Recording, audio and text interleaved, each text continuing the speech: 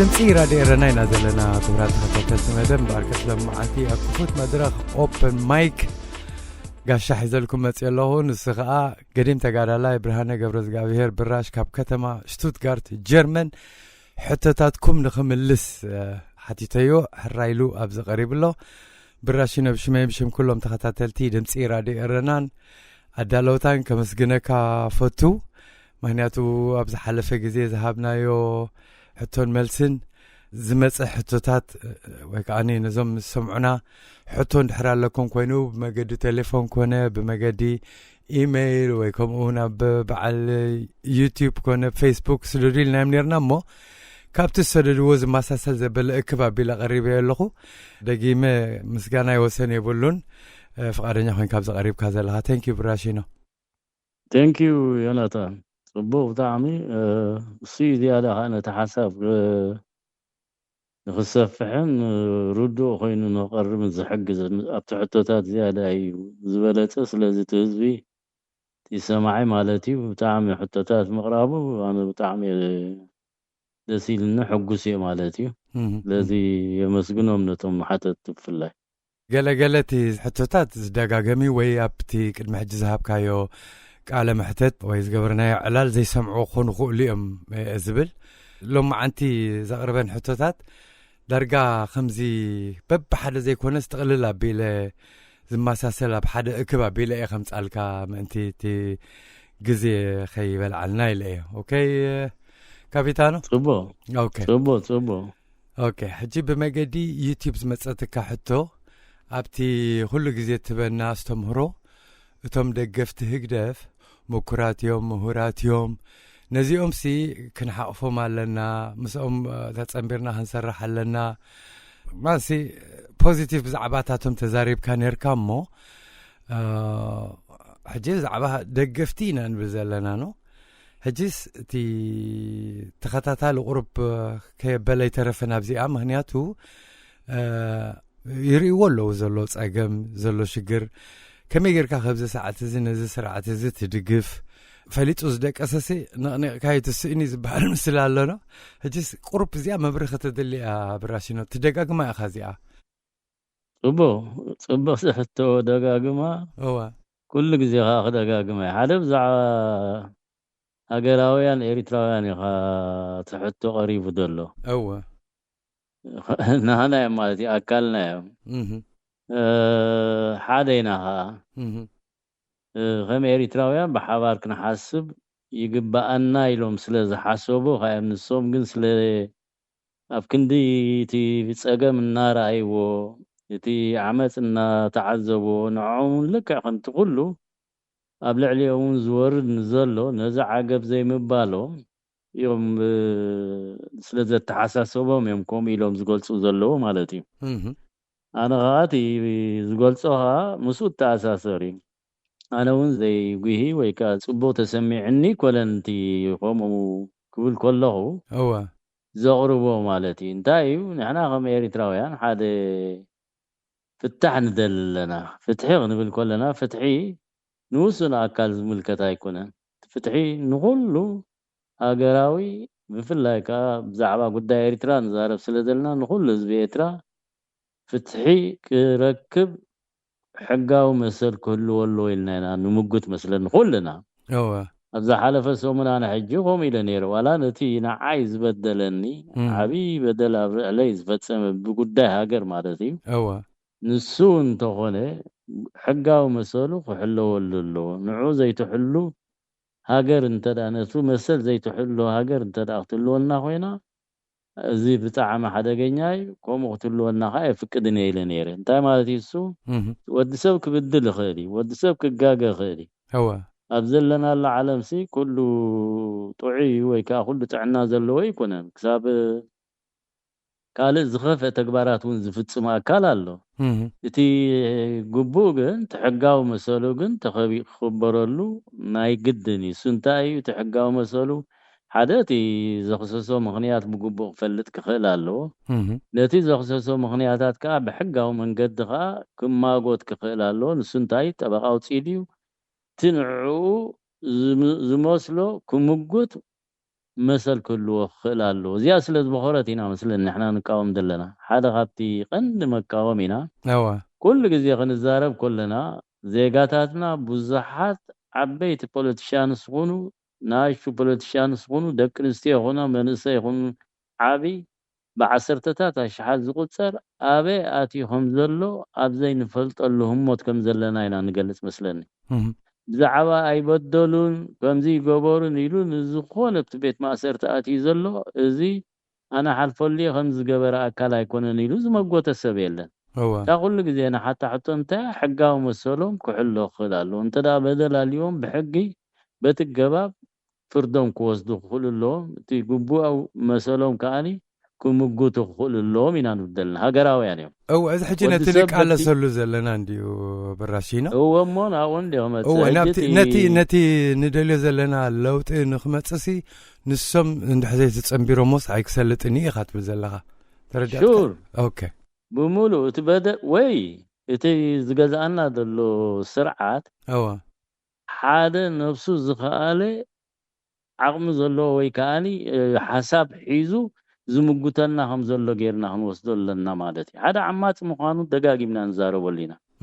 لعلغول نسن اساسن غجلون دابلنا دغاغيمنا كل سو ولا زقام زلو ولا زم تبلوم دل حساباتون هو قومي لهم يمدزارو انت لازم وسنات اكالات كوينوم እቶም ቀንድ በደል ኣብ ልዕሊ ህዝቢ ዝፍጽሙ ዘለዉ እቲ ካልእ ኣካልካ ጥዕና ዘለዎ እዩ ማለት እዩ ከማኻ ብዱል እዩ ስለምንታይ ቅድሚት ኣይወፀን እዚ ኣብ ዝኾነ ዓለም ዘሎ ቅድሚት ዝወፅእ ኣሎ ፀኒሑ ከዓ ድሕሪኡ ዝስዕብ ኣሎ ቃልሲ ከለና እኮ እቲ ክጋደል የኢሉ ዝወፀ እጋደል ነይሩ እቲ ክጋደል ኣይደልን እየ ዝበለ ከዓ ኣነ ብቲ ዝነበርናሉ ግዜ ሲ يعرقتنا متعبيتنا نحنا بتي قالسي او خرتت النابلنا النار اينا مصيوم وصيوم نحنا انا خغادل ايدلني بزغيرن السودان كحلف يخبلنا كله بعجبا نفانوم نيرنا تود بعبيد بلا كابتغال لحنت اترا دلونا حزبا غنبار يفلتن اذنتاي ناي قدن انا بزندا تقالسكم زي هوتي كخفلنا عخا الى بجها حلف الى زغمي تسريع عندما مصاص خان تواي كوين كخا حدفانات اللي كان دقت خيدي لك الكل كون سو حقاو مثلا له خقادل تخينو بتي زامن له خقادل خيلي عقميه بالليل وي اي كلني وي كان اي قادلني انت له خمس بولكو خان دق خمس خيل نقبر نيرنا مات اب دقب زخدلو دحرين السغا هايلو توديبو خقالس كم دلو خا خنودبو إلا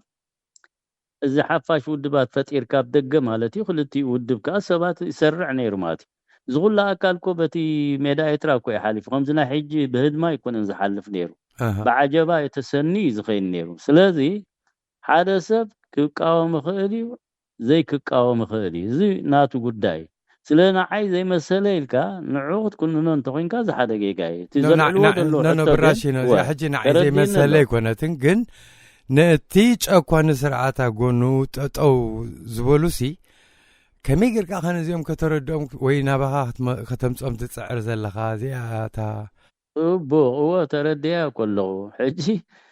انا من يمتمكم انا نغزارسي انا كو اكلنا زي ودب كوينه نايز زبا غمبار كوينه كو خير نيره كساب ذا دقيق زياون كو مسؤول نبرو قديفمو وصيوم تمليسوم ابتقاومو دنبزاتو كو بعسرتتا تشحز قصور له ويكا يدومن اغرومن اكيبو سوق زول له اتقاليو غاني سلازا امنلو ابز حلف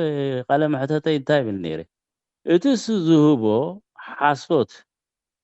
ኤሪትራ ሓንቲ ድልድልቲ ንደቅናን ደቅናን ክንገብራይና ንቃለስ ዘለና ኢሉ ብኡ ኣሚኑ ጠጠው ዝበለ ጎልና ኣካል እውን ኣሎ ኢለ ነይረ ባሞ ዝሓለፈ ሰሙን ማለት እዩ እዚ ኣካል እዚ እንተኣሚኑሉሲ እዚ እሱ ስለዝኣመንካ ፀረናተይኻ ምሳይ ፍጹም ክትራኸብ ኣይትኽእልን ኢኻ ኢለ እንድሕር ክንፅሎ ኮይነ ፀላኢ ላይ ደብዝሕ ዘለኹ እምበር ኣብ ፈታዊ ክቕይሮ ኣይፅዕርን እየ ዘለኹ ቢተወደድ ኩልና ንየተሉ እዚ ኣብ ቤት ማሕቡስ ዘሎ ሓንቲ ካብተን ዓበይቲ ቃላቱ ዝተዛረበ እንታይ ኣተ ነይራ ሓደ ንፉዕ መራሒ ዝበሃል ሓደ ንፉዕ ተቃላሳይ ዝበሃል ንፀላኢኡ ናብ ፈታዊኡ ዝቕይር እዩ ኢሉ ተዛሪቡ ነይሩ መስለ እዚኣኸም ዓባይ ክስታይ ሒዝናያ ከዓ ኩልና ንኸይድ ኣለና ስለዚ ኣነ ነዞም ሰባት እዚኣቶም ናተይ እኮ ምሳይ እኮ እዮም ዘሎ ብጎጎንና ኣብ ደገ ገዛኻ ከለዉ ዮናታን ናይ ግድን ኣብ ደገ እንዳሓደው ኩሉ እዮም በርክ ኩልናሲ ብሓደ ዝነበርና ብሓደ ዝዓበና ብሓደ ከኣኒ ገሌናስ ወሬ ኣሕዋቲና ክልተ ኣሕዋት እውን ተፈላለዩ ከለዉ ከመይ ጌርካ ካዚ ከምዚ ስለ ዝኾነ እዚ ፍጹም ምሳይ ክኸይድ ኣይክእልን ክጠፋእ ኣለዎ ኢልካ ክሳይ ትገብር ካብዚ ዝዓብቡን ኣብቲ ኩናት ሕድሕድ ዝነበርናሉ ነናይ ውድባ ኣሚንና ክልተ ኣሕዋት ኮይና ንዋጋ ነርና ፊት ንፊት ኮለና ሓውቦታትና ነቲ ሓደብቲ ረኺቦሞ ነቲ ካብቲ ረኺቦሞ ሓውኻ ሰላም ኢልኳ ተባሂልና እተን ውድባት ግን ከም ኣካለን ስለ ዝኾነ በትሰን ዝብዝኦ መሰረት ከድና ነንሕድሕድና ኣሕዋትና ኣሕዋት እውን ንቃተል እኮ ነርና ኮይና እዚ ጉጉይ ነይሩ ኢልና ምሽ ደጋጊምና ንዛረበሉ ኢና ነዚ ጉጉይ ዝነበረ ሕጂ ስለምንታይ እንደገና ክንደግሞ ንደሊ ኣለና ነዞም ሰባት እዚኦም ዓቕሚ ንወንን ቀዳይ ነገር ሓደ ተቃላሳይ ዝበሃል ነዚ ከምዚ ዝኣምሰሉ ኣካላት ናባኻ ከተምፆም ኣብ ኣተሓሕዛ ኣገባብ ኣቀላልሳኻ ክትመዓራሪ ክትክእል ኣለካ إذاعة إرينا صوت مستقل لإريتريا ስለዚህ ከም ዝርዳእን ዘሎስ እዞም ዝድግፉ ዘለዉ ስለ ዘይእመናዮም ስለ ናብትናትና መስርዕ ክንውድቦም ዘይከኣልና ናትና ጌጋ ኢድኻ ዝብለን ዘለኻ ሚእቲ ሓደ ትገባብ ኣካይዳናሲ ዓዳምዲ እዚ ትብለን ዘለኻ ሕቶታት ዝሓትት ኣካል እሱ ዝመርሖ ውድብ ወይ ከዓ ሓደ ትካል እንድሕር ኮይኑ ነዚኦም ከየጥፋእና ዋላ ሓደ ዝብል እንድሕር ኮይኑ እንታይ ኣምሲሎም እዮም እሶምን እኮ በንጻሩ ከዓ ክውደቡ እዮም ንዖም ዝመስሉ ተኣኻኺቦም ቶም ከምኦም ዝኣምሰሉ በደል በታ ሓደ ዝወርዶም ዘሎ ሓደ ሓይልን ተፈጢሮም እዚ ክልተ ሓይሊ እዚ መን ይሰዓራይ መን ይተሰዓራይ ክኸውን ጥፋት ደይኮንና ክንፈጠር ስለዚ እንተዳ ልቦና ዘለዎ ተቃዋማይ ኮይዱ ማለት እዩ ኣነ ብልቦናዊ የዛረብ ዘለኹ የገድሱን እዮም ሓደ ህዝባዊ ንምሳሌ ሃገር ነፃ ዝገበረላ እዋን ኣብቲ ናይ ውድባት ሓሸዊ ኣድልየናን እዩ ዝበለሉ ሰዓታት ነቲ ዝነበረ ናይ ተቃውሞ ደንበ ወይ ከዓ ናይ ጀባ ኣካል ጥራሕ ደይኮነ ነቲ ውሽጢ ህዝባዊ ግንባር ዝነበረ ኣካላቱ እውን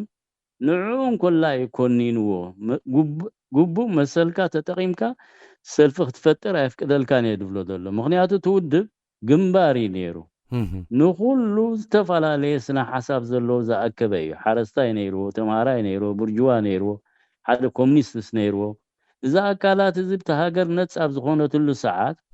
ብኡ መሰረት እቲ ብዙሕነት ናይ ሰልፍታት ዝበሃል ነበረ እቲ ውሽጢ ትውድብ ምእንቲ ነፃነት ኢሉ ብሓባር ድቃለስ ነበረ ድሕሪ ነፃነት ግን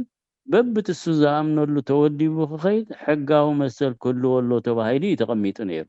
ነዚ ሕጂ ነፂግዎ ነዚ ብዝነፀገሉ ኣሎ ድበሃል ሓይልታት ኣሎ ድበሃል ዓቕሚ ሰብና ብኡ ገይሩ ጠጠው ዝበለት ደገ ዘሎ ማለት እዩ ካብ ውሽጢ ሃገርካ ክንደይካ ንደገ ወፂ እዩ ሕጂ መና ተበዲላ ተሃገር ተበዲላ ተሃገር ክብድል ተበዲላ ክብል ከለኹ በትቁኑ ዓራያ ዝዛረብ ዘሎ እግደፍ ግን እዚ ሕጂ ነጊሱ ዘሎ ትካል ማለት እዩ ኢሳያስ ዝመርሖ ግን እንታይ እሱ ብመደብ ዝሰርሖ እዩ ምክንያቱ እሱ ናይ ተሃገር ጥዕና ዘለዋ ሃገር ንኽትህሉ ከም ዕላማ ሒዙ ዘይሰርሕ ትካል እዩ እዚ ሰብ እዚ ኢነ ደጋጊመ ገልፀ ናይ 60 ዓመት ዕድመ ዘለዎ ንዕንወት ናይ ሃገር እዚኣ ከምዛ ሕጂ ዘላታ ማለት እዩ ኣብ ኣስከሬን ተቐይራ ጠጠው ምስ በለት ከም ድላይ ክገዝኣ ከም ድኽእል ዝገበረላ እያ እሱ ከዓ ሕጂ ነዞም ትብሎም ዘለኻ ኣካላት ከዓ ከም ድላይ ገይሩ ንዕኦም ነቕ ከም ዘይብሉ ገይሩ ዘባጋግሶም ዘሎ ስለዚህ ንሱ ዝገብሮ ዘሎ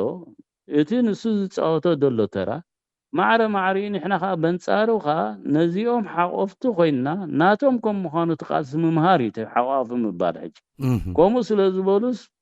ከም ኢልካም ጠኒኖም ዝመጹኻ ማለት ኣይኮነን ትእሙርኻ ግን እሙረ ያነ ብሙሉ ናው ክሰደለኒ አካላተይ ምዃኖም ከእምን ክኽእል ኣለኒ ናይ ኩሉ ሃገራው ኣይኮነን ዶ ናይዚኦም ናይቲ ብሙሉ ተዳዓቅሙ ወኒንካ ብዛዕባ ሃገር ክሓስብ ዛዓታ ዕብየት ናይታ ሃገር ዕብየት ናይ ሃገር ክንብል ኮለና ቁጠባዊ ዕብየት ኣብቲ ቁጠባ ይትመሰረት ናይቲ ፖለቲካ ዘሎ ቁጠባዊ ዕብየት ክመጽእ እንተዳ ኮይኑ እስኻ ንበይንኻ መጺኻ ተዓዊትካ ነዚኦም ነጽልካ እንድሕር ትኸይዳልኻ እታ ግደፍ ድገበራ ኣብቲ ነጻ ምስ ወጸት ሃገር ነዚ ኩሉ ተቃላሳይ ናይ ተጋድሎ ሓድነት ኤርትራ ዝነበረን ምሳሌ ብትምህርቱ ይኹን ብቁጠባ ይኹን ገለ ዓቢ ውጽኢት ዝገበረ ደገ ኮይኑ ነዚ ንኸይኣቱ ብዘይዓደመሉ እዋን ተሃገር ተላኺማ እምበር ቶም ሰባትዮም ከምታ ዝነበሩዋ ኩሉ ግዜ ብታ ዘለውዋ ቦታ ኣለዉ ማለት እዩ ሕጂ ኸኒሕና ከምኡ ዲና ክንገብር ትማል ሳቶም ንዓና እንታይ ይብሉና ነይሮም እዚኦም ትሕቲ ሃገራውነት ይብሉና ነይሮም ትሕቲ ሃገራውነት ኢሎም ነጺሎም ካብቲ ክስታይ ካብቲ ናይ ወያነ ብሉኻ ናይ ዝተፈላለዩ ዝደጋጊምና ንዛረበሉ ማለት እዩ እታ ሶም ዝነበሩዋ ስኻ ሰዓራይ ኮይንካ ንዖም ልዕሊ ሃገራውነት ኮይንካ ትሕቲ ሃገራውነት እንዳልካ ክትምጽሎም ዲና እንደልደለና ከምኡ አንተ ገይሮም ንሕና ስለ ዝተነጸልናስ ነታ ሃገር ጎዲእናያ ዶ ጠቂምናያ ተጎዲያ ያደላት ሃገር ከምቲ ዝበልክዎ ግን ክትጉዳ ኢሉ ብመደብ ሰርሕ ስርዓት ስለ ዘሎ ንሱ ባዕሉ ዕላማ እዩ ንሕና ግን ብዛዕባ ፍትሒ ክንቃለስ ኣለና ኢልና ንዛረብን ንቃለስን ሳብ ዝሃለና ናይ ኩሉ ሃገራዊ ኣይኮነን ኤርትራዊ ሃገራዊ ናይ ደገ ዘሎ ብቁጠባ ዲ ብዝተፈላለየ ዓቕሚ ነዛ ሃገር እዚኣ ክኾነ ድብሉን ዓደምቲ ኮይና ጠጠው ክንብል ናይ ህዝብና ሩየት ከኣኒ خنوحس انت خوينا بزجباب زين خنطقم الى دمصو زلخو سلازي قاصل رحقنا افتوت نفقرن دحردا كن حالينا او تمركزنا خنقالس كينا ديسعبك اكاد يدن زغل خسعسع حدا فقلت 3 عامسي نفلطمن كوينا زينو برو بتي نساتم زوافرو ወይ በትግደብ ዝኸዶ ኣብ ጓይላታትን ኣብ ገለን ከም ተኣቱ እንዳዳኸመን ዓና ትጓይላ ግን ልዕሊ ሃገር ከም ዝረአና ገበረ ከም ዝስዕስዕ እንዳገበረ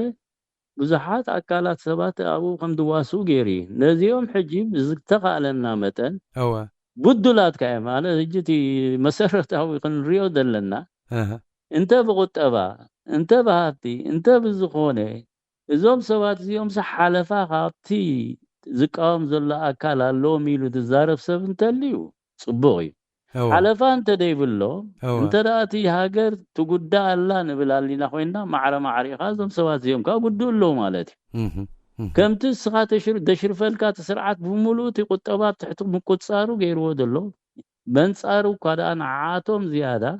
ብሙሉእ እንተ ክገሹ ኮይኖም እንተ ገለ ክገብሩ ኮይኖም ትገንዘብ ትናይ ወጻኢ ሸርፊ ኣብ ኢዱ ኮፍ የብለሎ 20 نعوم أبيدهم يبقوا 8 بجبيدة وذل. سلازم خمس جبر كم زلوا خنردهم كم زجبر سلازلو حبيرنا أنت زي تقالي سنايو زنجرزي تزخف درجة خبت سحيو. سلازم سرعة زي نعين حدن ديكونه ناي كلنا تسألهم مخانو كانوا أمنهم نخال تبايتها خمي زعد مدلو. إذا زبال كوي.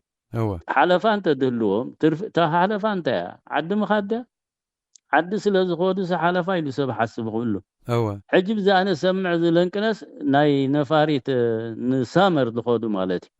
شحن قالن لي شحن 200 شحن كلت ندي ساوقه 500 بلخه حانت نفاريت دخلت نفاريت يا تعلب بتا اسمرانو حج حانت خويناسي ناي قدني تي بزح قبلك كسبك بزح هنا يكون بتعم واحد اكل زخيت كم دلايم غيرهم كنتي توم ناي مستوم ناي نفرت وانت زلو تسامعهم ناتي واقاتات كم دلايم كغبرو خوللو حجز يوم يمزبدل زلو زما اكلات زيو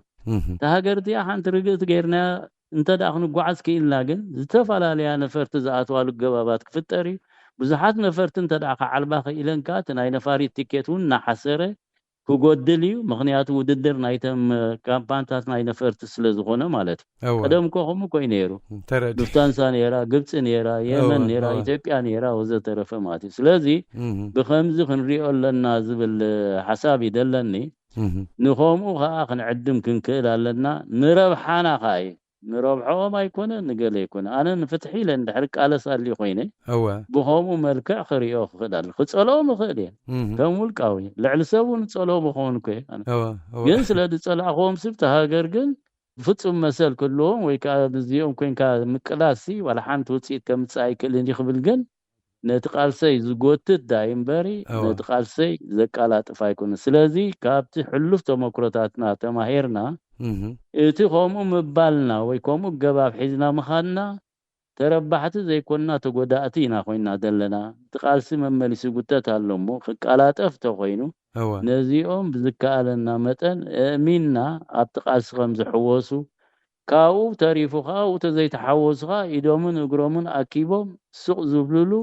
መንገድታት ንኽፈጥሩ ክንቃለስ ኣለና ኩሉ ተሓይልታትና ሜድያታትና ናው ገጽ ኸይድ ኣለዎ እምበር ንጽርእ ዝዕድም እናገበርካ እንተኸይድካ ተተመሊስካ ብፍላይ ንሕና ከም ኤርትራውያን ቀልጢፍና ተቆጣዕቲ መስተማሰልቲ ዝተፈላለዩ ክሳይ ስለ ዘለና ንጻወረይ ንኽእልና ዝብል ክሳይ ስለ ዘለኒ እሞ ብኸምኡ እቲ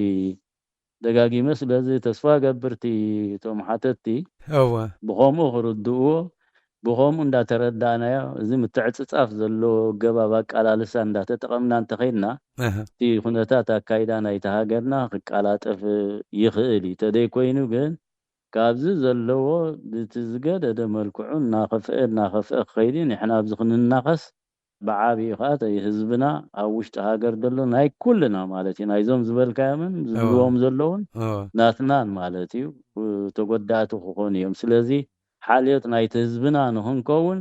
ስኒት ንፍጠር ፍቕሪ ንፍጠር ተፈጣሪ ኻ ንሳይ ኻ ዝደልያ ስኒት ክሳብ ዘይገበርናኻ ብምንም ተኣምር ዝኾነ ዓይነት ፍትሒ ክመጽእ ከም ዘይክእልካ እዚኣ በእምርኡ ሰብ ክእትዋ ክኽእል ኣለዎ ዝብል እምነት ይደለኒ ወበዚኣ ብል ማለት እዩ إذاعة إرينا صوت مستقل لإريتريا قبل نصير راديو إرينا زلنا كبرات تخاتلت مدب لما عنتي أب أوبن مايك فوت مدرخ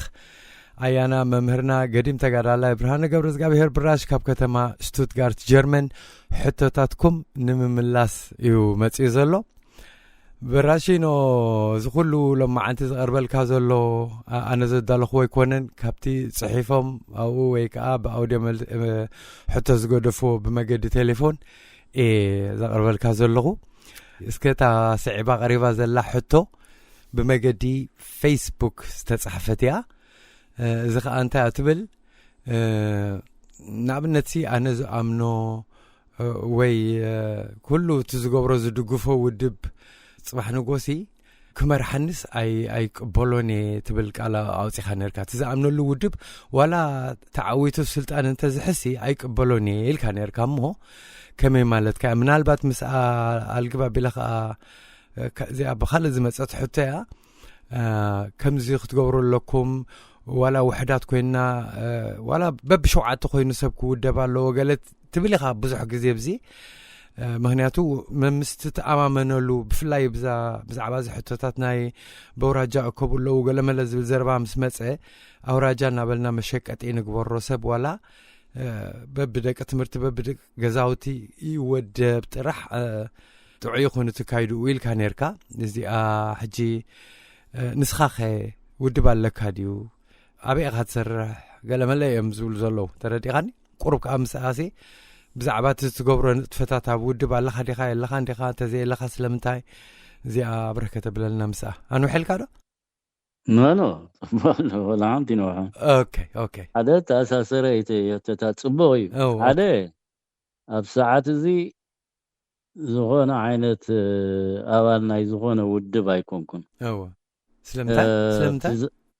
هو سلامنتاي بالبام انتاي في مخنياتات حدا خبز ودب بفلاي انا حجي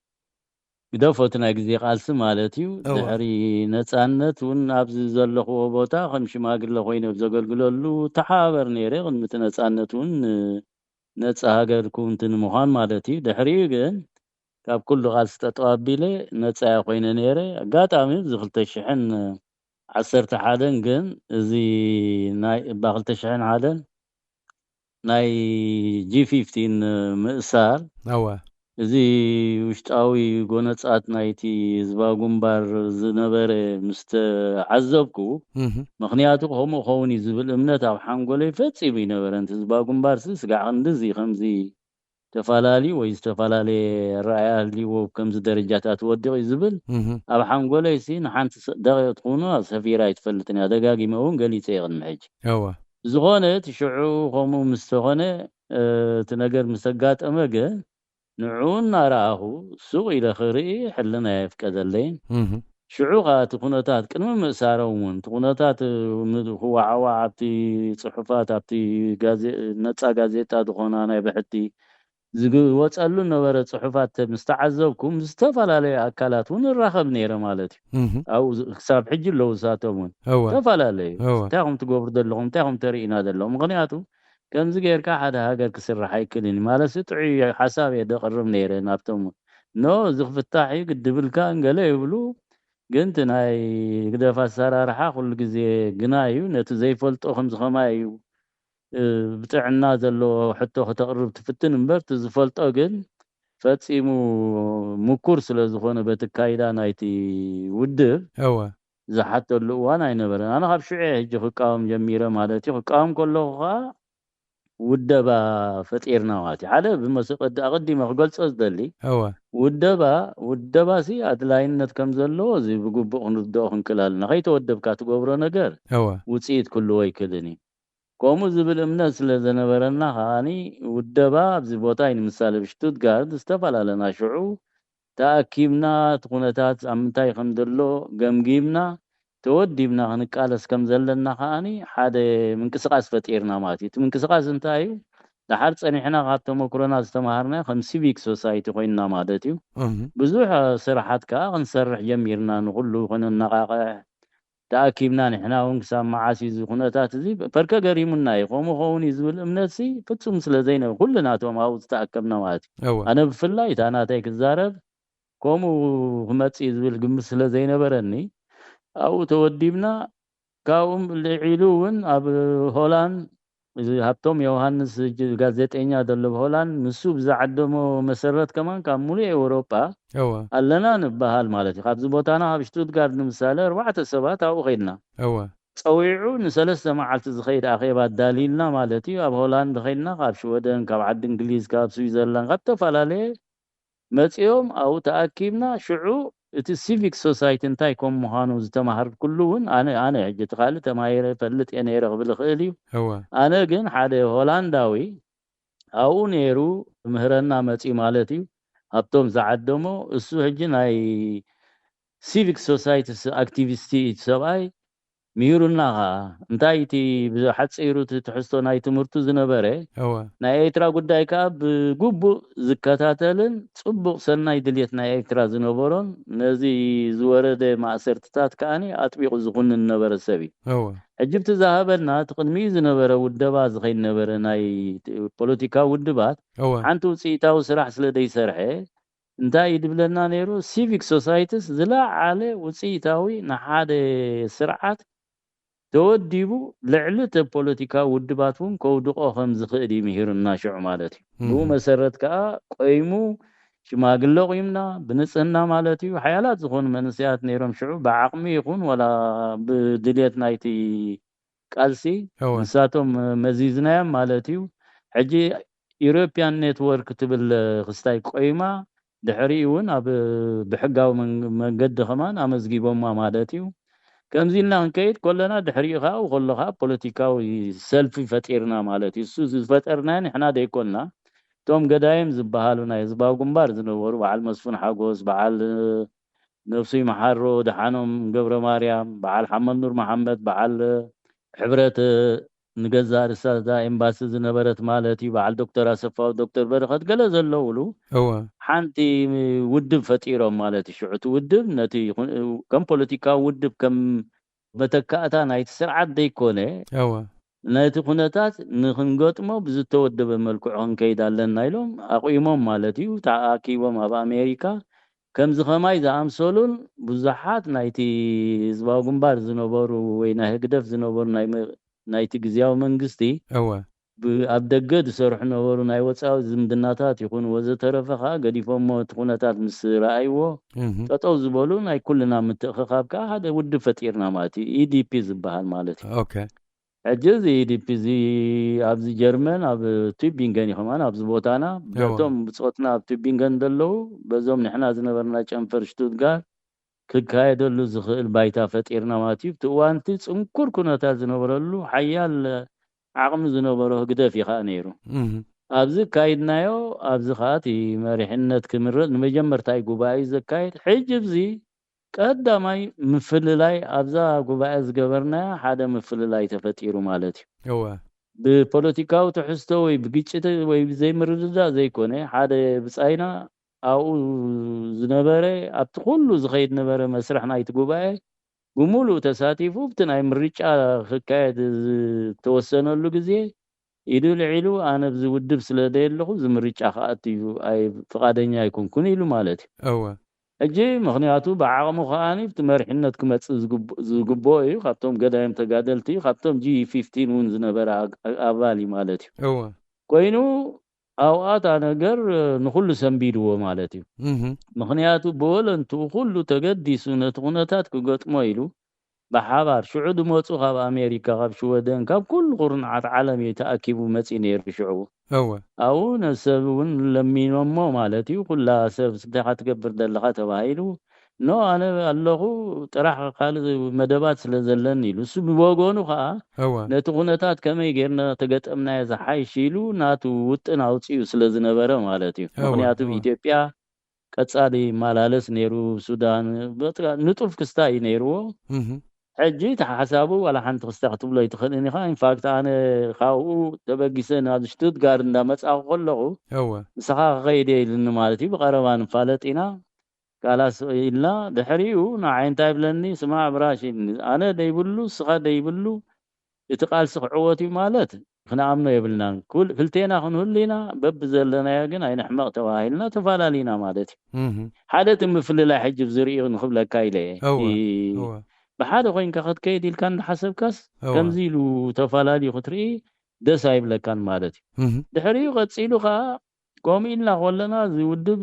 ከይዱ ኣብ ሱዳን ክሳብ ሱዳን ከይድናስ ክሳብ መሬት ኤርትራ ኣቲና ነርና ኣነ ባዕለይ ዘለኹሉ ማለት እዩ ኣቲና ነቲ ህዝቢ ኣኪብና እውን ኣስተምህሮ ዝሃብናሉ ግዜ ነይሩ 2005 ስጋብ ክንዲዚ እንዳኸድና ከዓ ድሕሪኡ ሱዳን ምስ ህግደፍ ኣብ ገለ ስምምዓት ምስ ተረዳድኡ ምስ በሽር ድሕሪኡ ነዚ ተቃውሞ ደንበኡ ክእከብ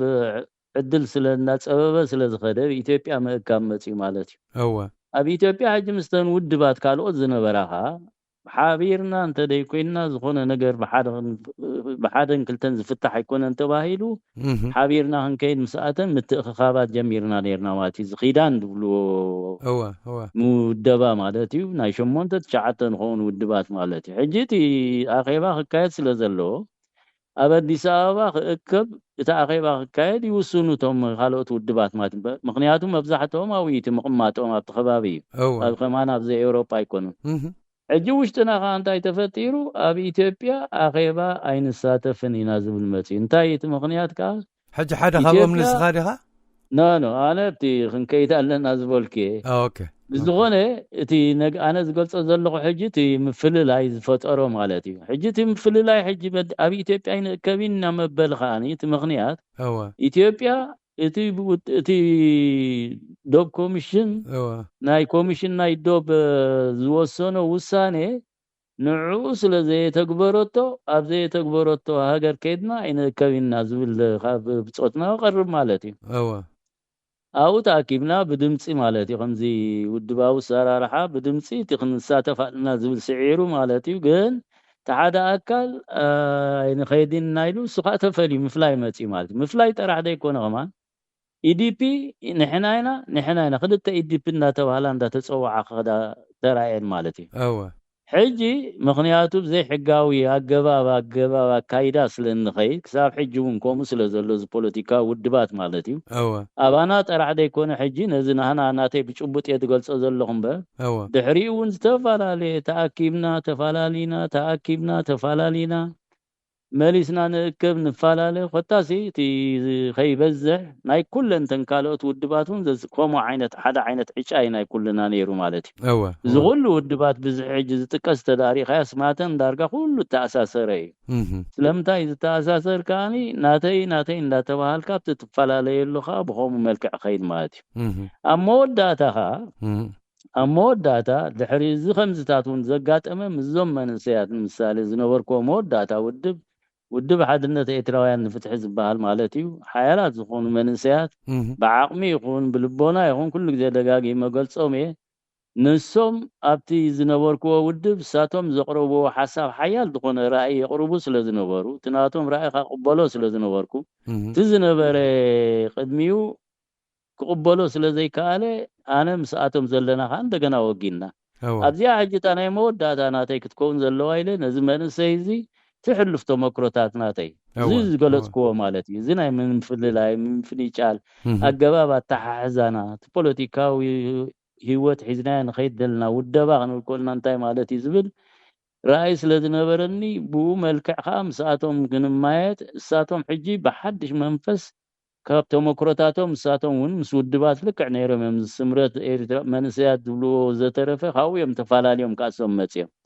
ስለዚህ በخمز መልክዕ ክንከይድና ዝብል ግምት ነይሩኒ ኮይኑ ግን ንሱውን ኣብ ኩሉ ሸነኻቱ 100 ክነሱ ኣብዛ ናይ ውድባዊ መርገጽ ግን ውድብን እቲ ቀዳምነት ሰሪዑ ክኸይድ ስለ ዝመረጸ ኣነ ከኣሱ ካብቲ ሕልፍ ተመክሮታተይ ትውድባዊ ፕሮግራም ወይ ቻርተር ንብሎ ትውድባዊ ውሽጣዊ ሕግታት ንብሎ እዚ ኩሉ ግዜ ነጻሊ ፈላላይ ኣብ ምምቕቃል ዝፈጥረካ ምክንያቱ ሕጊ ኣቦቱ እንዲደሎ ግን ነቲ ሕጊ ኣብ ሕጋዊ ዝኾነ ሃገር እንዳተጠቐምካ ሕጋዊ ስጉምታት ክትወስድ ትኽእል ኢኻ ምክንያቱ ንምሳሌ ብጀርመን ዘቆምካ ማሕበር ብጀርመን ደረጃ ተቐባልነት ዝረኸበ እንተኮይኑ ኣብ ትፈላለየሉ ሰዓት ከምቲ ዓንቶ ዝተቐስክዎ ኢዲፒ ንሕናይና ክትብል ዘይኮንካ ንሕናይና ክትብል ትኽእል ኢኻ እቲ ቤት ፍርዲ ናይቲ ዘቆምካሉ መቆምያ ናይ ጀርመን ሕጊ ግን ንመን ዝግብኦ ንመን ኢኻ ዘይግብኦ ግን ንሱ ስለ ዝፈርደካ ብኡ መልክዕ ኻ ተኸይድካ ስለ ትኸይድ ክትከይድ ትኽእል ኢኻ ኣብዝና ኣና ጉዕዞ ናይ ኤርትራውያን ግን ብወለንታና ንተኣኻኸቦ ምትእኽኻብ ከምዚ ዓንቶ ተቐስክዎ ኩልና ስለ ዝተጸገምና ነዚ ኩነታት ዝኻ ክንፈትሖ ኣለና ኢልካ ክትመጽእ እምበር ብዕላማ ናይቲ ውድብ ወይ እቲ ስነ ሓሳብ ናይቲ ውድብ ኣሚንካሉ ዝውደቦ ኣገባብ ኣይኮነን ኣብ ትፈላለየሉ ሰዓት ሽዑ ከከምቲ ዝደለየ ይኸይድ ማለት እዩ ስለዚ ከምዚ ዓይነት ኣገባብ ይጎዳኣና ኣሎ ኣብ ክንድነት ቃልሲ ንቅድሚት ዝደፍኦ ንድሕሪት ይጎተሎ ነቲ ህዝቢ እውን ልዕሊ ኩሉ ኣብቲ ህዝብና ኣብቲ ትዋዳደበሉ ኣብቲ ትእከበሉ ኣብቲ ሓድነት ጌርና ኢልካ ትእውጀሉ ደስ ኢልዎ ባህርታ ክጽበየካ ጸንሕሞ ጽንሕ ኢልካ ሕጂ ገና ተቀለም ናይቲ ሓድነት ጌርና ኣለና ኢልካ ዝኸተምካ ከይነቐጸ ከለኻ ተፈላለዩና ዝብልካ ይመጽእ ማለት እዩ ሕጂ እንታይ ይኸውን እዚ ሓደ ስጉምትን ቅድሚት ከይድካ ክልተ ስጉምትን ድሕሪት ከም ድምለስ ነቲ ህዝብና እንዳገበሮ ሃስያ ፈጥር ስለ ዘሎ ውድብ እቲ መደባት እቲ ፖለቲካዊ ፕሮግራማትና እቲ ካለ እዚ ድሕርቲ ነፃ ዝኾነ ሃገር ኣብ ዝመጻሉ ሰዓታት እሞ ብሕጊ ናይቲ ሃገር ከዓ ሰልፍም ነቆመሉ ንጥቀመሉ ገባብ ስለ ዝኾነ ናብኡ ክንገድፈለና ዝብል እምነት ይነይሩኒ ምክንያቱ እቲ ውሽጢ ውድብ እውን ከም ዝበልኩኻ ብሕጋዊ መንገዲ ገለ ተባሂሉ ቁሩብ ዘይምርድዳ ኣብቲ ነንሕድሕዱ ኣባላት ይፈጥር ስለ ዝነበረ ከምዚ ጌርና እንተኸይድና እቲ ውድብ እውን እንዳተዳኸመ ይኸይድ ዓቕሚ ሰብና እንዳጎደለ ይኸይድ ስለዚ ምትዕፅጻፍ ዘለዎ ፖለቲካ ክንፈጥር ክንክእል ኣለና ዝብል حساب نيرني قلنا يتقبلون مخنياتو ኣብቲ ጉባኤ ስለ ዘደቕናያ ነዚ ነገር ዝኸነብል ተኮይና ጉባኤ ክንጽበል ለና ዝብል ሓሳባት ነይሩ ሕጂ ብኸምኡ መልክዕ ቅጽል ኣይክእልን ኢለ ድሕሪኣ ምስኦም ብምርድዳ ምሰልገስኩ ከምኡ ድሕሪ ሕጂ ኣብ ዝኾነ ዝተወደበ ኣካል ኣትየ ውዳባዊ ኣካይዳ ከካይድ ከም ዘይብለይ ወሲነ ማለት እዩ سلازي ختم ماخرن زلك تم كروتاتن بفلاي نزمن اوكي ترديك هو حجز من سيفلت يعني نفس شتوتغارت الله يزنا بريجيد نحمود يخون سمياو معبد استفلالي نحنت معلت تكون او غير تاكيد يفلتن يعني سلامتا ديك حج سلازي قبلهم سلازي دغفهم سلازي بلوم كوينه يكونكم قرباهم دفولتهم كواتهم بزحات زغانوفني قصاللو ግን እቲ ክሰምዕ ዝኽእል ዝበልኩ ኣባል ውድብ ሓድነት ኤርትራውያን ፍትሒ ዝነበረ ጥቁምነቱ ኢልካ ማለት እቲ ኩሉ ክገልጾም ጠባያቶም ኢልካ ብጣዕሚ ብዓቕሚ ከኣኒ ዓቕሚ ዝነበሮም ኣነ ምስኦም ብሓደ ትምህርቲ ፖለቲካዊ ትምህርቲ ወሲድና ኢና ክገርመካ ንሶም ምእንቲ ክተባብዑ ናይ መሪሕነት የድብለካ ናይ መሪሕነት ትምህርቲ ወሲድና ኣነ ምስ ንዕኦም ክብል ኣብኡ ተሳቲፈ በንጻሩ ኣነ ብዙሕ ትምህርቲ ወሲደ ብዙሕ ከተጠቂበ እዚ ሕጂ ዝዛረቦን ገለገለ ዝገልጸኑን ኣብኡ መሰረት ካብኡ ምርኩስ ብምግባር ግን ኣይተጠቅሙልን ከም ኣጋጣሚ ኮይኑ ምክንያቱ ትውድባው ሰራርሓት ተጠጠው ኢልካ ተዓጊትካ ንዘለዓለም ኢኻ ክትከይስ ሳብ ሕጂ ከመለው ይፈልጥን ስለዚ በዚ ምክንያት እዚ ኣብቲ ውደባ ንኸይውስ ኣቱ ዝወሰንኩ ሕጂ ትውደባ ሰብ ይመስሎ ኩሉ ዝርድኦሲ ውደባ የድልየና ኣለኹ ንብል ኮለና ፖለቲካዊ ውድብ ፈጢርካስ ብዛዕባ ጉባኤኻ ብዛዕባ ዓንዲ ሕግታትካ ብዛዕባ ቻርተርካ ንኽትገልጽ ጥራሕ ተጥፎኦ ግዜስ ንሱ ከም ቁኑዕ ገይሮም ዝርእይዎ ኣለዉ እሱ ጥራሕ ዲ ትውደባ ህዝባዊ ውደባ እውን ኣሎ ከምዚ ናይ ያእክል ንምሳሌ ያእክል ፀኒሑ ኣብ ካልእ ክስታያት ከኣትዩ ኣብዚ ፖለቲካዊ ወገን ዓይነት ሒዙ ስለዝኸደ እምበር ከምቲ ዓንቶ ዝተቆስኩልካ ህዝባዊ ማዕበል ክበሃል ከሎ ልክ ኩሉ ወፈሩን ጠሞቱን ትሕዝቱን ኣብቲ ቀዳማይ ፀላዩ ኣተኪሩ ክኸይድ ዝግቦ ንህዝቢ ክጥርንፍ ዝግቦ ንኩሉ ህዝቢ ብሓደ ጀንቢል ኣምፂኻ ወዲብካ ከተቃልሶ ኣይትኽእልን ኢኻ ከምኡ ዝበሃል ነገር የለን ዝተፈላለየ ተሓሳስባ ኣለዎ እቲ ሰብ ገሊኡ ድሕሪት ይዓወት ሓደ ናይ ሶሻሊስት ዕላማ ዘለዎ መንግስቲ ሒዝና ክንከይዳልና ዝብል ኩሉ ክእል እዩ ገሊኡ ሓደ ናይ ርእሰ ማላዊ ክብል ክእል እዩ ገሊኡ ሓደ ናይ ዝተፈላለዩ ኮታ ከምዚ ብዓለምና ንሪኦ ማለት እዩ ንሱ ግን ኣብቲ ሃገር ትወዳደረሉ ሕጂ እዚ ከምዚ ኣካል እዚ ዝተኣከቦ ውደባ ሓደ ኮይኑ ክኸይድ ኢሉ ዝሓስብ ተልዩ ይጋገሎ ማለት እሱ ኸ ይትጌጋና ነይሩኻ ይኾነልና ማለት ኩልና ሓደ እንዳተዛረብና ፀላይና ብሓደ እንዳረኣና ይኮለና ዶ መንጎና ክሳይ ክፍጠር ክእል ዝብል ግምታት እናወሰደ ዝኸይድ ነይሩ ኩሉ ግን ኣብቲ ነይሩ ይፈላለ ንሱ ተፈሪኻ መሊሱኻ ካብቲ ውሽጡኻ ይፈላለ እስኻ ክትዕመት ትጸንሕ እስኻ ኣብቲ ሓደ ከይድካ ነቲ ሓደ ትዕምፅ ማለት እዩ ብሕጋዊ መንገዲ ኩሉ ኣቦቱ እዩ ዘሎ ሕጊ እቲ ሕጊ ሕጂ ፀገም ኮይኑ ዘሎ እቲ ሕጊ ኣብ ሕጋዊ ሃገር ትገብሮ ሕጊ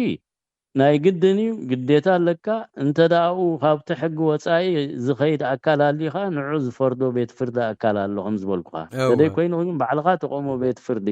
ነዚ ክገብር ኣይክእልን ማለት እዩ ሕጂ እዚ እቲ ዘይ መወደብየ እቲ ጠጠው ምባለካ ውደባ ማለት እዩ ተወዲብካ እቲ ኣነ ሕጂ ደጋጊመ ግንብል እየ ነቲ ዝተወደባ ኣካል ኩሉ ግዜ ክነተባብዖ ኣለና ብል ክነተባብዖ ኣለና ክብል ከለኹ ግን እቲ እሱ ከምዚ ዝገለጽክዎ ብዛዕባ ውድቡ ጥራሓተት ተመሊሱ ክገልጸልካ እንተኮይኑ ግን እንታይ ክኾኖ ነቲ ህዝቢ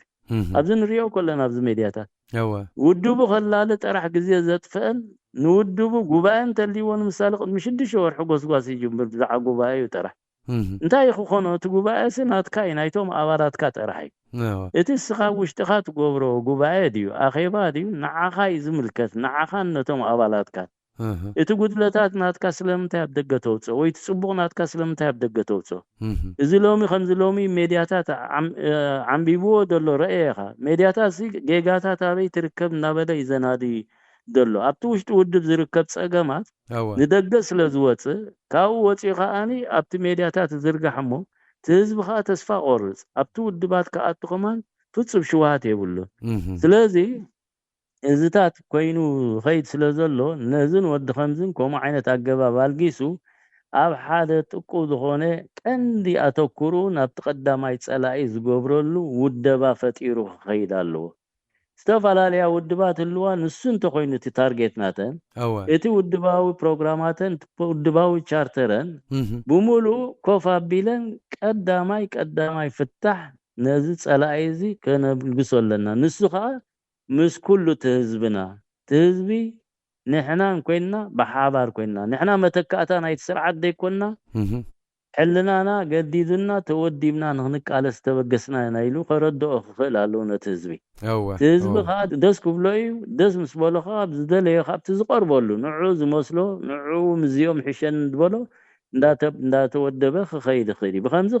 عمر خيتي ودبا مالتي تداي كوينو قم زعا بوليتيكاوي بروجرام كا زعبا غوبايخا زعبا مريحنتكا أبومبر كستو خوينو كستو ساي كوينو هو قلنا نتي سبزكات لكو أغفلت كله زاود بزياسي لمن تاي مغفلته انتاي خد اليوم هو انتاي الكاد أمه تصنبرن وين انتاي الكاد أمه صعبه وانتاي لك موسو كيت بدلو نعاقاسي أبومبر كستو الكاسقاق كتس مسوق تحوس نخم طرح زي كونه سحجنا بالنت تحستونا يتا ودبتيا ولا غانتارياسي كفلت دلي تزي كونو أنا حوسه ما يكلني مالتي زي فلتو هو سلازي متيم سيتا هو كم زي قباعي قرنا 5 وسيلنا لنا تيلم it's good to know صبوا نختفلت هو عجدا انت السغازي تحستو أمسي وساني مالتي انا تهزبي لا هاي كنا نمبري انت يدوسلو كابزا نبلا دلنا نلا علسي هو كحلفو زقبو موساني كل يقولو نبلا اللقانه السانتا حاله إذا صلايزي نعود بتنتينكا قف كتبلو إذا عنتو مجمر تامسين نوركن مثالي إتي قطباوي تحسو زقبرو زلو لعلي حزب بدل إذن حزبنا زدون قرو دلو إذا حزبنا بزي تمرتم بزي كستايم سلامنتا يدخيد دلو أمنتا يتمركو يسيو إذا حالف سومون قلت صنيرا مثالي نينا حزبي خاختم محاضر وتحاسب زلغا تحزب كون دات أفا يدخيد دلو ندا ودغا يدخيد دلو ندا دون قرى يدخيد دلو كون يلو تسرحو تسرعات اللو تسرعات تسرحو زلو أب كمزي هموت نودق سلا زلنا نزخ آني حادن كلتن سلا زي كوني ناي كلنا إيدي إيدكاين لهم فتحو حالافنت كن وسدال لنا الكا خانة تزبغ تمورو دلك مش بوليتيكا ودب خمس غيرنا مراحي خا خصوم صينا الكاس مراحي امينو زمصا كاسب اندحرلي صنيحي خانه مراحي تصلخ انت يخبلك اذن تقوين مراحي راسي نزل عالم زي تراي تحلو زبلك اكلك او كلي ناتكا امنت اندي انا حج مرحي كل يوم تمودباتون كمودب كوينم تطويلم كسخ غبري كل يوم ما يكون كن بدلو ابتقوم نبللو درجه خنبصحو كنقالسو خمدلوم كمهرو ولوم نتهزبي نسنتاي ابز حدفه قلصو نيره دغاغي ما قلصي تاغر حانت سرعه حق زلوا هاغر نمفتاق انمز سرعه حق مفتارو زخونه عينت اغباب نتقملو حقاونت يبلن الكات مهرو مالك انتو قلص نيره مثالي ودب اقيمكا امونغو ودب تفرالي خاص نتا حانت شمس تماقلا نزخونه بتخيدو تمريس خات حدا خاي مقاقلكا اذا حجي تايم صيوي لعنتو اب جرمن تليخا زقوم كايو محبر تليكا بجرمن درجه سلازي صدقلكا انت دا غلغواني فكخات بيت فردي ناي بتي قوام نايتي حدي يفردكا بو ملكا خات قصل مالتي سول كاب غبايه طنينكا غديفه لو وصي لو خلكا كونكا توص ابزنا هنا جن حقاو غباب حقاو سرار حاصل زيل نعوز قصاصر حقاو منغست سلازيل نت حقاو منغست نفطرو ناي سلفتات زخونه عينت سلفي ابز ساعات زي انا نزا هاجر زخ مرحو سلازخونكو زن علامه الى تقربو دلا غوغوي يدبل دلو خان كم حساب كله تي ودبات تاريخا حدا ايت بروجرام اوكي اسو خانه هاجر ينبر ناتاتنا يكونن نغرك عاج هاجر نبلا دلنا نعا تقومان تقوينكا از زوصو دلو بهاجر درجه زنغر حقتاتي كاو وصيو قال زغبر يلن دحارنه حقتات زبكان زفقدل كانون اتقوام ناي تهاجري سولكا بيدونا نخازي علامه الكا حجي ذهبك خمزي علامانا مصاي خمزينا نحسب الكا تغبرو دلها غوغيو اتي كون زغبو ازنا هاجر درجاي اتي خنغبرو زلون زن ودبات انت بزتودبت ودابين بليچالو انديو اتي ودابين حجي عقمي 7 اوشتن دلون ብደገ ዘሎ ኸ ተዓቅም ኣለዎ ዝበሃል ኣካል ምሁርን ዝተፈላለዩ ሞያዊ ዘሎ ኣብዚ ቪድዮ ተርኡ ክጻወት እቲ ተርኡ እንታይ ማለት እዩ ኣብዚ መሰጋገሪ ናይ መንግስቲ ዝኸደሉ እንኮላይቶም ዓንቶ ዝጠቕሶም ነበርኩ ተዳናጋጽቲ ናይ ህግደፍ እዮም ወይ ኣባላት ናይ ህግደፍ እዮም ኢልካ ንዖም ነጺሉ ዝኸይድ ዘይኮነ ኣብ ኤሪትራ እንታይ ዓይነት ሕጋጋት ክህልወና ኣለዎ ብዛዕባ ቅዋም ንምሳሌ ብዛዕባ ቁጠባ ብዛዕባ ገለ እዚ ነታ ሃገር ኣብታ መሰጋገሪ ዝኸውንን ድሕሪ ቅዋም ዝኸውንን ምስ ቅዋም ዝኸውንን ካብ ሕጂ ክንድፉ ነቶም ሰሙያታት ዕድል ናሃብካ ተኸይድካ ብኡ መልክዕ ኸ ነቲ ህዝቢ እናማሃርካ ተኸይድካ እቲ ህዝቢ ኸ ነቲ ሓሳብ ሽዑ ብምሉእ ቅበሎ እዚ ግን ድሕሪ ትኽስታይ ዝኸይድ ምሽ ስኻ ተወዳዳሪ ኮይንካ ናተይ ከምዚ እዩ ሓንቲ ኸ ናተይ ከምዚ ኢላ ነቲ ህዝቢ ድንግርግር ሕጂ ከተእትዎ ደይኮነ ህዝቢ ኮ ተፈላለዩ ኮይ ዘሎ ገሊኡ ኢዱን እግሩን ኣኪቡ ሱቕ ኢሉ ዘሎ ንዕኡ ዝኸውም ባይታ ሓሳብ ስለ ዘይምፅኻ ሓሳብ ከምፅኡ ክኽእሉ ኣለዎም ሓሳብ ዝመፅእ ዳ ክንገብር ኣለና እምበር ፖለቲካዊ ቻርተርካ ምፅኢኻ ንዕዳጋ ተውርደሉ ምኽንያታት بمسرته حقاو مسل يبلكان حدا زخونه متكاتا ناي سرعه زخون دخل دهابو مانديت يلن الى كل غزي دغلصو حسابي زي زحات الله كم مرحته قينهم حجي تي خمارحي كون ايكون كن دبلدلو دغاغي ما خغلصاتيا ابز ساعات زي زخونه مراحي ناي زي هاجر كخون يلو كم تمنيت من نفسه تمنيا خلي قوم إلو جن غوز كايد جن حقا ومسألة يقولون أي قبلوني خاتزبون أي قبلوا يقولون تواي كويني أنا سينا حدا خد الجفا خالي نعيك أت حدا خد الجفا نخل ويكتسأل عن نخالي تقول سلمت أبز خلنا أنا نحلنا نجاج لنا قدم فتحنا متس هجرنا نوحس سلازي زيتي أبتو الدابة زي متاوي كلايتي عن توز بالكاتي قدمي وزحاتت كا وخلو بحسب دبلة بعمو ملشين يري انتهى إلى أنا حجي زخونت كابز قلصت أنا حوت مركيسة حجي أبتا قديم كا تقدمي تحطو زحاتت كا زي غروب انت ردوا خوني لقربان وحيامو سانتاتي تولات إذا أمن الله أكلون تدأبتي سرعات ماتيو أب سرعات كل حجبتي قن قوام حقاوي مسرح نتكلم مالتي أبتي مساجارن ولا المثالي أبتي مساجار منجستي لك عز كل زبلة زلهم زغل قلت أنا حقو نعو تختيلن زخدا ودبات بمولن هنا قال ودقون كالوت والكسبات يكونوا قيلاتا سبع عقمي بو ملكع ولا انت توعزو ابت سلطانكم وصو مسرات كله وي حقاو خستاي كله مخالي حقاوي مرحتكن ايكونون يدبل دلو حقاوي مراحي كساب زخون انا نزخونه ايقبلون ابتعدون ياتون الى السنتا يتحقاو مالت حج هو حزب إرترا تمساغاغري زدق أقدم أقول صنعه نوعه تتصافيفو بو ملكع خاني اتي قوام تنديفو بتقوام مسرت كاني زقومه ناي سلفتات مقام مالتي تقوامي زقوم حج نوعه زقومه أجباب بخمي ملكع حن سلفه تبع بوليتيكا وسلفه هنا تواداري تكون سي انتاي كتمالا اللوا تقوامي زوسن الله زي جدا باسنا مثالي ناي اوراجاتو ناي قلدو قلدبل ناي اوراجاتا سلف كله خيلي دبل سان تصديقاتو ناي اوراجاتات غير قال سخيلي كم ناي اوراجاتات بخالا جباب غير خيدالو تيلاتو تقوام تززيا مثال بتناي 9 شوعتن قوام ابتدي تصدق دحريو حانت ناي بوليتيكاو سلفتات تقوم كوميتي وتيانيرا نساتهم كابزوم تأثيرهم دلون مثاله محمود شريفون براغ قبر سلاسن كاتم زنوبور كوميتي امنيرو او انت يقويمو منيرو حجي حانت بوليتيكاو سلفي قبلت تكون تدا اخوينا قدم بوحدو 100 ابالات زلو واخون اللوم يبل كالا اي كاني كاب حمشته اذن بهيراتنا ايترا زحقوفت كتكون الله ابلكا ابتي شعوت يوم نور حجزي خمودي قتل كومي كتسلنا يكون كن بدلخو جن اتي بقوام تقومي ناي بوليتيكاو سيلف ناي مقام حقاقات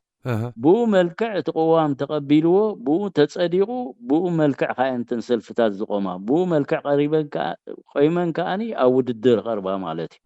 توددر ترى تقايدو كمان نسون وغلا يكونن كوموس لزغبرا زيات عويتا زيات عوتن تباهيلا نتيز